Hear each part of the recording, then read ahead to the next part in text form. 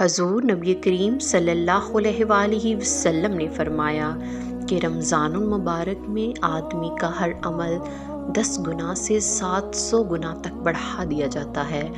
اللہ تعالیٰ نے فرمایا سوائے روزے کے، کیونکہ وہ میرے لیے ہے اور میں خود ہی اس کا بدلہ دوں گا۔ حضور نبی کریم صلی اللہ علیہ وآلہ وسلم فرماتے ہیں کہ لیلۃ القدر کو آخری 10 راتوں میں تلاش کرو۔